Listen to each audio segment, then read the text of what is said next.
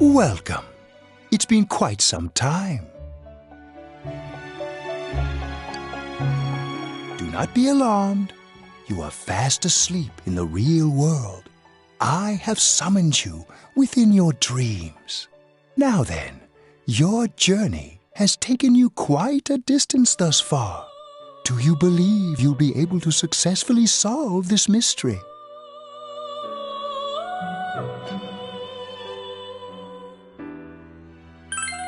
Splendid! The precise destination of this vehicle, that too is getting rather hard to judge. If we continue driving blindly, we may end up leading you further away from the mystery that you must reach. Well, why don't we take a moment to look back on your journey? It was for that purpose that I summoned you here tonight. Margaret?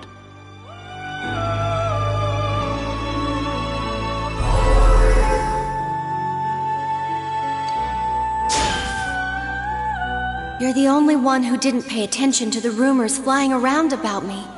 You saw me as I am. What's right? What you should choose to do in life? The answers to those things lie within you. We are experiencing the words engraved into your memory during your journey.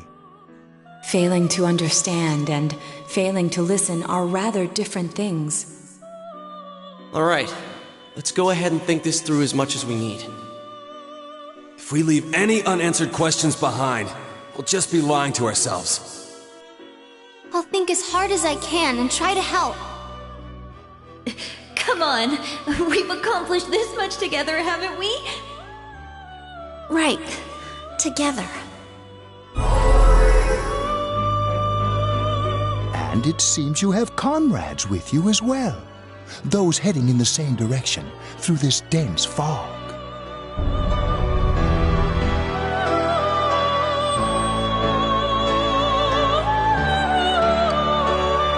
We'll be parked for the moment while I confirm our current heading.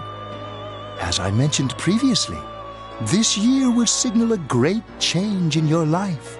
Though there isn't much time left, it can be worth your while to take the time to stop and reflect. People are like water flowing in a river. There is only one stream, but all who pass through it are affected differently. Just so. The state of this room reflects the scenery of your heart. Perhaps this may be a time for contemplation rather than action.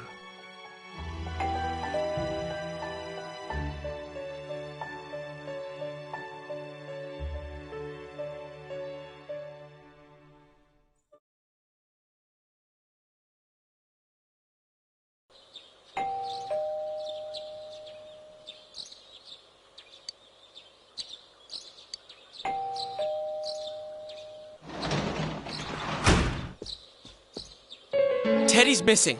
I looked all over the neighborhood, but I couldn't find him anywhere. Yeah, me too. He was acting all weird lately. Rise and the others are checking inside the TV to see if he's gone back to the other side. We're meeting pretty soon, so will you come with me to Jeunesse?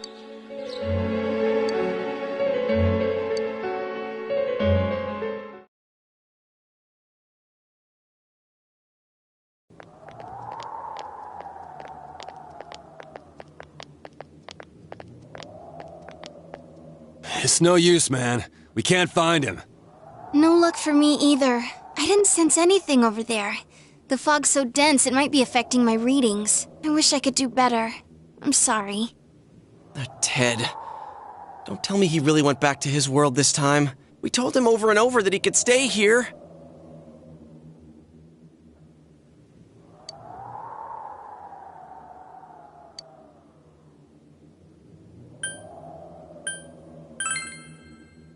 I guess that's all we can do right now. He plays dumb a lot, but he's attached to us deep down. He wouldn't disappear without saying anything, right? I'm worried for Teddy myself, but let's trust in him and await his return. Right now, we must concentrate on the case. It won't be long before Namatame is transferred to another location. We must hurry, or we will miss our only chance to get his perspective on this. You know, I've been thinking about the case since, but something just doesn't seem right. Let's quickly review the facts. Of all the victims, only 2 were killed. Miss Yamano, the announcer, and Saki-san. From the documents we found in the car, we know Namatame had some sort of dealings with them. After that, there were multiple attempted murders in which we were targeted. It was only when he took Nanako-chan that we caught him in the act, identifying his modus operandi in the process. When I hear you put it like that, sounds like the dude's guilty. As a result of Namatame's arrest, the police admitted that Mitsuki was a mere copycat killer. Back up to yesterday. Remember when you said Namatame didn't have a motive to kill the announcer? That's what's bothering me. Right. Either he's completely nuts, or we're misunderstanding something. You lost me. She's trying to say that if Namatame is sane, then there may be facts in the case we don't know about yet. Sane or insane? Sounds like a play I saw before. When he talks about saving people, what does that actually mean? I don't think there's any doubt that it includes kidnapping people and throwing them into the TV. Could he mean saving them through death? He did call himself a savior and said that the other side is a wonderful world. So they'll be saved if they die? What a bunch of crap! The bastard should have gone and saved himself. What do you think, Senpai?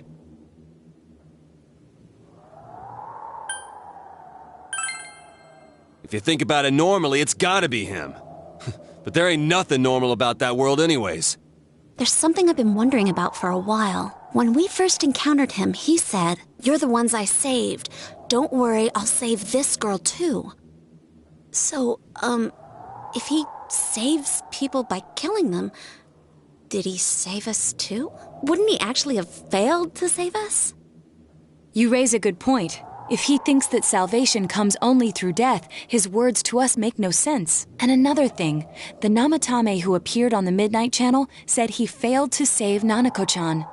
Well, maybe he really was trying to save the victims by putting them inside the TV. Come on, don't get all quiet like that. You guys know I just say the first dumb thing that pops into my head. The possibility that he truly intended to save us. But he's still the one who threw in Saki-senpai and that announcer, right? Sure, we haven't nailed down his motives, but that doesn't change the fact that he killed them. Or what? You think someone else was involved? What makes you think so?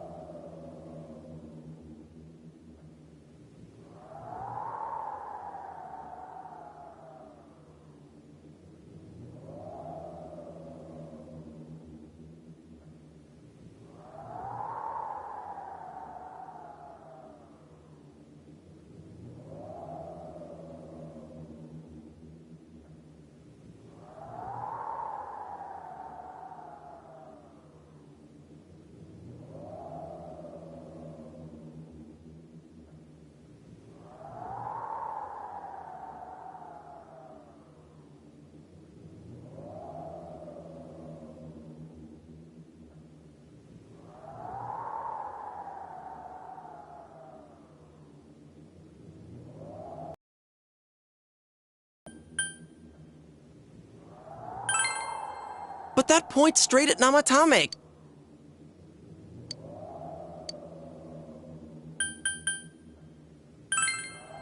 Her alibi? Wasn't it airtight right from the beginning? How could she kidnap people and throw them into TVs if she's out of the country? Morning letter? Oh yeah! Whatever happened to that thing? If Namatame's the killer, he must have been the one who wrote it, right? Let's review them.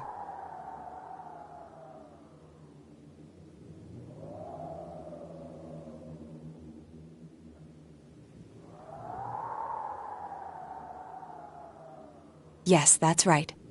Isn't that kinda odd? Would someone who thinks he's saving people by killing them write stuff like, don't rescue or kill?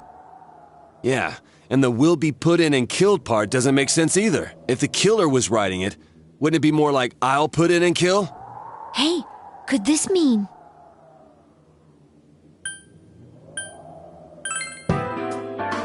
Yeah, it's almost like someone else wrote this letter. But only the killer would write such a letter and deliver it to Dojima-san's house, right? If someone else wrote it, that could only mean... Dear God. Since this is such an unusual case, I was absolutely convinced that other than the Kubo incident, there was one culprit. So, Namatame Everything is exactly the opposite of what it first seemed.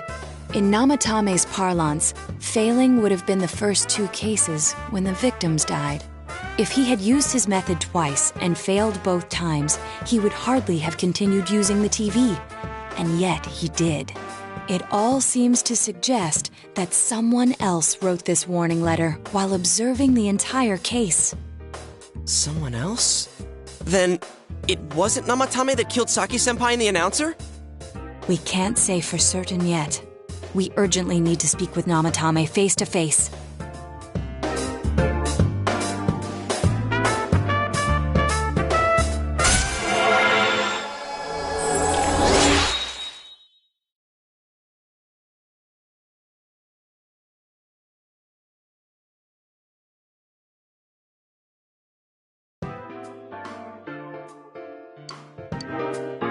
How though?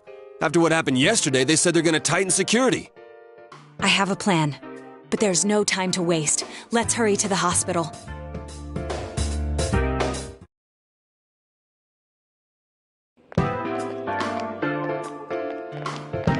Hey, this place is off limit. I'm a consultant with the police. I'd like a few words with Namatame-san. May I go in? This is Unit 252, requesting confirmation on an ID. Name of Naoto Shirogane. Huh? Ah. Understood. I see. Well, you're on the list. I can give you a few minutes, but I'll have to record your conversation with him for security purposes. Not that I expect you'll get anything coherent out of the guy. He's been spouting nothing but gibberish. I'd like him to accompany me as well. He has no identification, but this is an emergency situation, and he's here in Detective Dojima's stead. Huh? Detective Dojima sent him? I wasn't informed of this. I'll vouch for his identity. Well, I guess it's better than dealing with the man himself. We have our hands full with the transport procedures, so the last thing we need is Detective Dojima running wild. Detective Adachi is busy somewhere too. This is Unit 252. Huh? I see. Has something happened?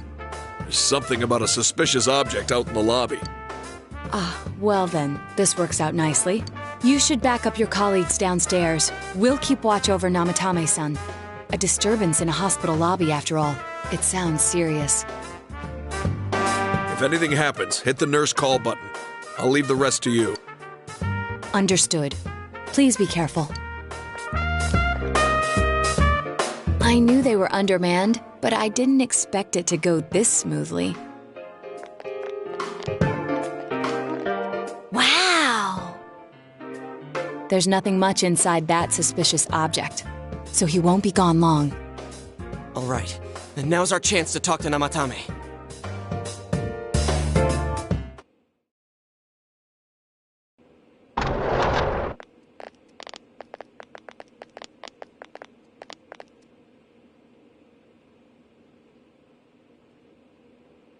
Namatame-san, there's something we'd like to ask you. It's tempting to think that you were the culprit behind this entire case, and to be honest, there are many in this town who hope you are, but we are here to learn the truth. So please, answer our questions. Huh?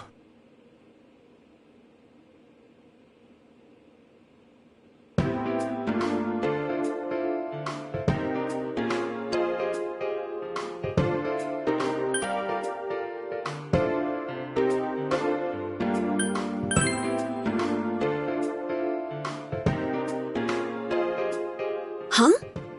Me?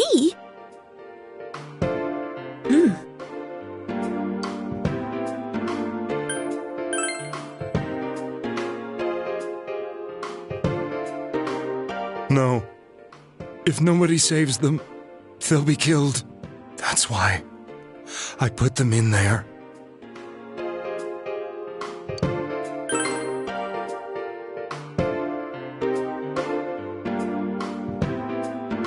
They were killed. Then tell me if my estimation is correct so far. After discovering the Yamano and Konishi incidents, you realized an appearance on the Midnight Channel meant certain death. Thus, to save her from that fate, you kidnapped Yukiko Amagi. You couldn't let her be killed, so you threw her into the TV, preventing the killer in this world from reaching her. And you repeated the process, as more individuals appeared on the Midnight Channel. It all falls into place. His body is weak, but his mind is sound. He's trying to tell us the truth. Yeah, but if the stuff he's saying is true... There's another killer who murdered the first two victims? Indulge us in a few more questions.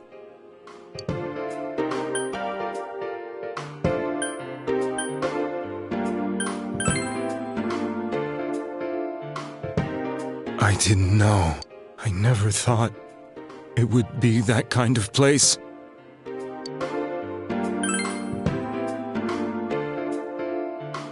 I have no idea. I want to know that too.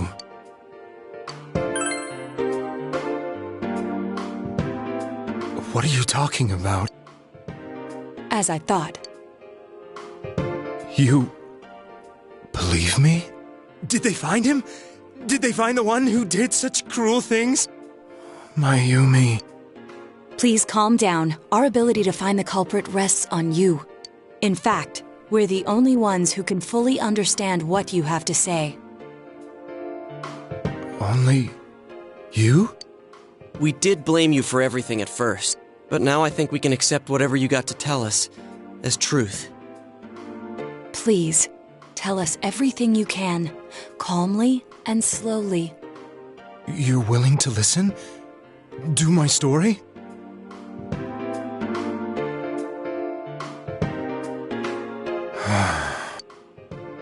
All right.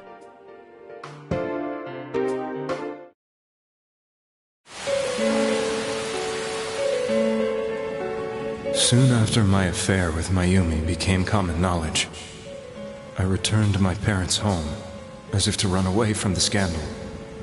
And I started drinking heavily to drown my anxieties. I hadn't been able to reach Mayumi at all, and that didn't help either. Mayumi, where are you? She'd been disgraced on all the afternoon shows, and forced to resign from the program she was on. I caused her so much trouble. I wanted to at least apologize to her, but I couldn't even do that. I lost the will and energy to do anything. Then, one day, the rumor I heard some time ago came back to me. Since I had nothing better to do, I sat down blankly in front of the TV and watched my own reflection. And all of a sudden, there was Mayumi.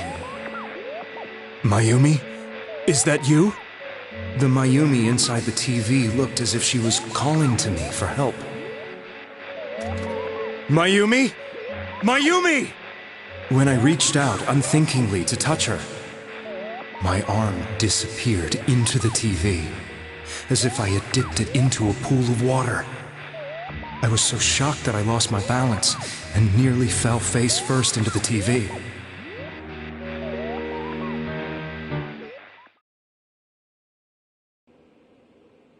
I was so scared.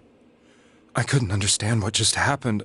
I thought maybe I'd gone insane. In the end, I decided to think of it as just a dream, and I went back to the city the next day after finishing work. The next afternoon when I got to work, I was fired on the spot, as I expected. That wasn't what broke me, though. It was Mayumi being found dead. And not just that, but it had happened in my hometown.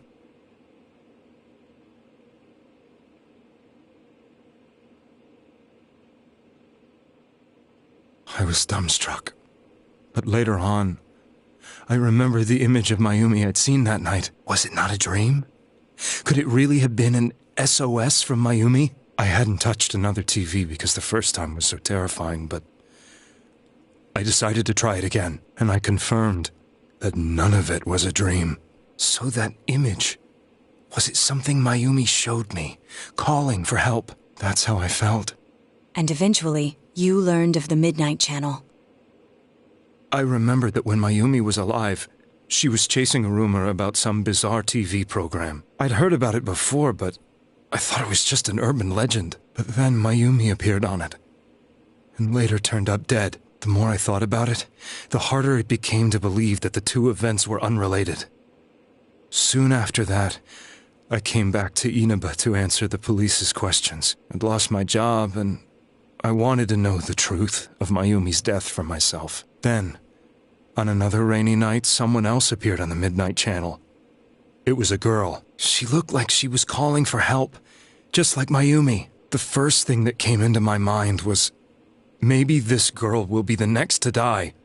And that was Saki-senpai.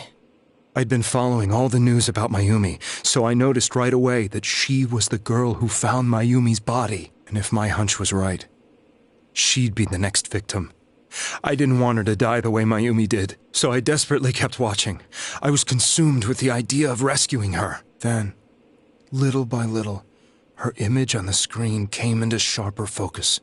It became sharper? How did you find out it was her? After I came back, my father couldn't bear to see me in such low spirits, and gave me a job with the family business. I met that girl when I delivered a package to the liquor store.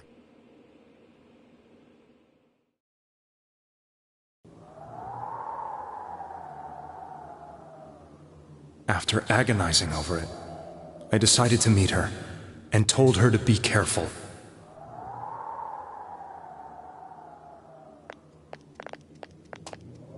But that same night, on the TV,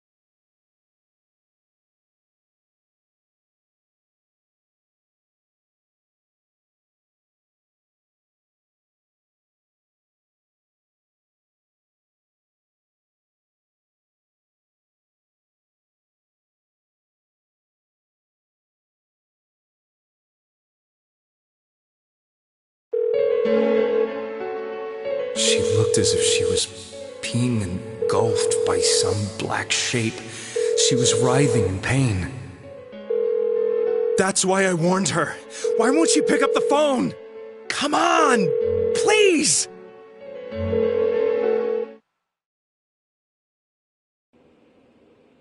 The next day, they found her dead.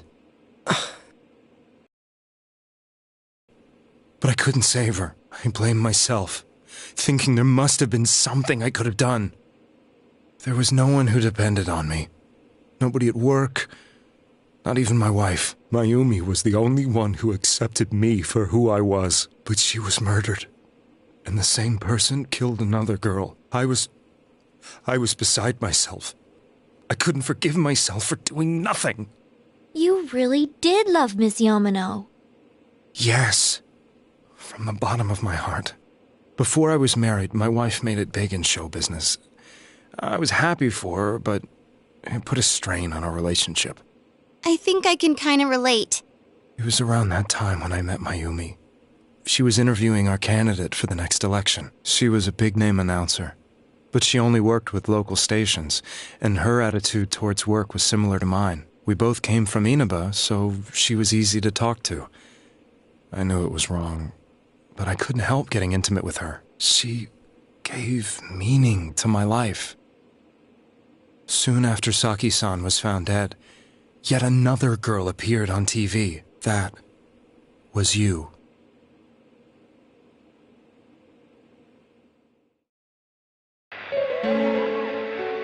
She'll be kidnapped next. And murdered. I can't let her end up like Mayumi and that other girl. This time, I'm gonna do something. My opponent was a murderer who left no clues to his identity. I thought hard about what I could do to protect her from someone like that. I'll never convince her.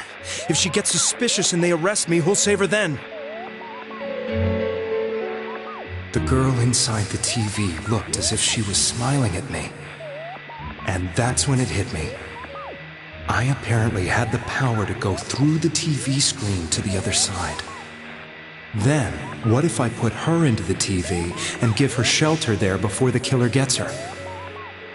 What are you trying to tell me? That it's safe over there? Is that it?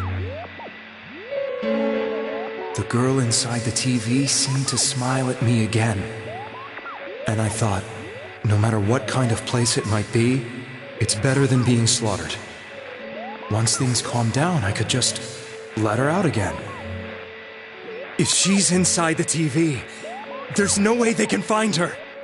It felt as if everything was starting to come together in my mind. Could it be that Mayumi gave me that power to prevent any more victims from meeting her fate? Was it my mission to save people? But there was a big problem. If I explained the situation to the victim, they wouldn't understand. I had already tried that and failed miserably. It seemed the only thing I could do was to take them away. If that was my mission, I'd just have to do it. Or so I thought. Mayumi, please lend me your strength.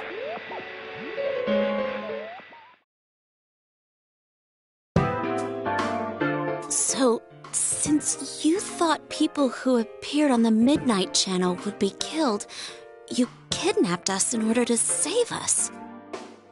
Mission? Give me a break! You never stopped and wondered about any of this? I thought I was the only one who could help them. I did call the police, but they didn't believe me. I knew the area well, thanks to my job. I had a large truck, and I could move around without suspicion. I thought my job as a delivery man would be the perfect cover for my mission. I thought no one else could do it. But are you telling me that I wasn't saving them? If a person is still within the TV world when the fog appears here, they will die.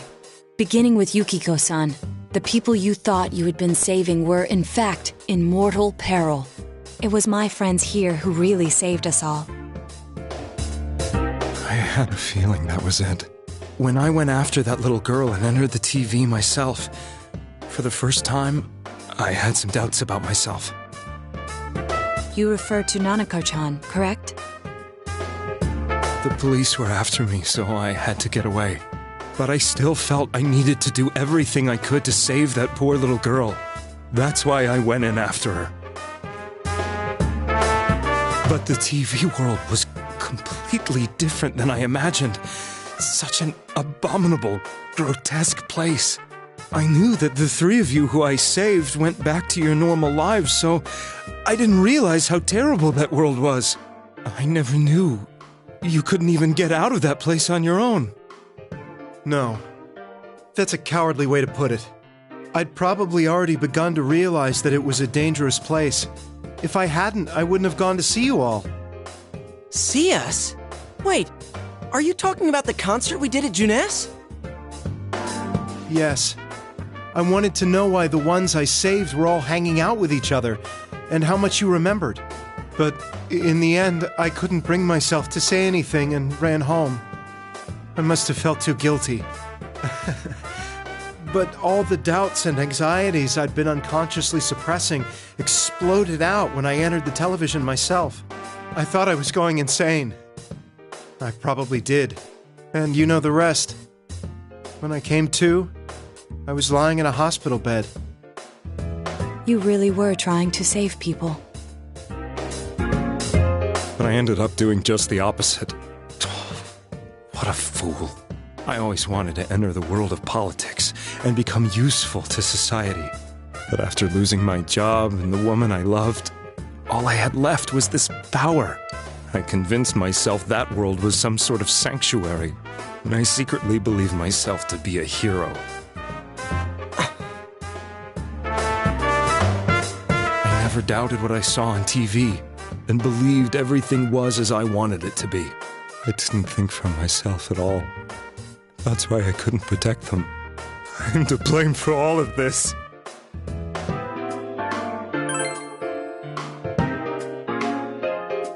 I suppose so. I have no intentions of running away from my crimes. I'm prepared to face the consequences. Kidnapping is already a serious crime. And on top of that, I put all those lives in danger. The Midnight Channel and the other world? You can hardly be blamed for failing to understand them properly. We must apologize to you as well. Had we let our emotions blind us to the truth, we would have piled all the responsibility on you.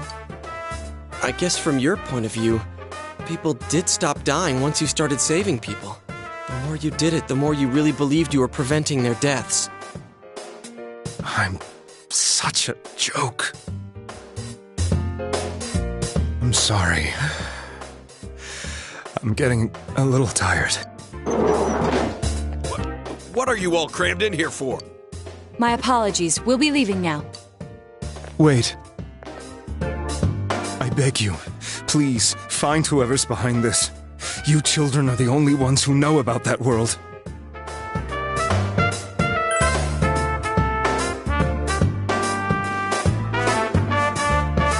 It's all clear now. He never committed any murders. It was another party who threw the first two victims into the TV.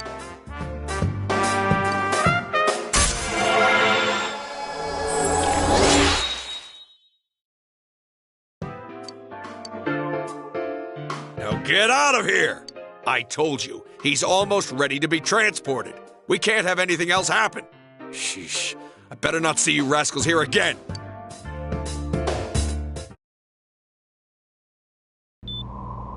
Nanako-chan looks like she's in pain. She's fighting for dear life. This was the last place we saw Teddy, right? He was so worried about her. How can he flake out like this when we have to find the real killer? The police consider the matter closed. We'll have to do all the investigation from here on out. Let's revisit Saki-san and Miss Yamano's incidents and see if we can turn up fresh details. But it's been over 6 months. Wouldn't the trail... I know, but we can't give up. We're the only... And you never know. People might remember some things now because they've had so much time to think about it. Let's split up and talk to people all over town tomorrow. We'll meet up in the evening to discuss our findings. I hope we can find out something about Teddy, too.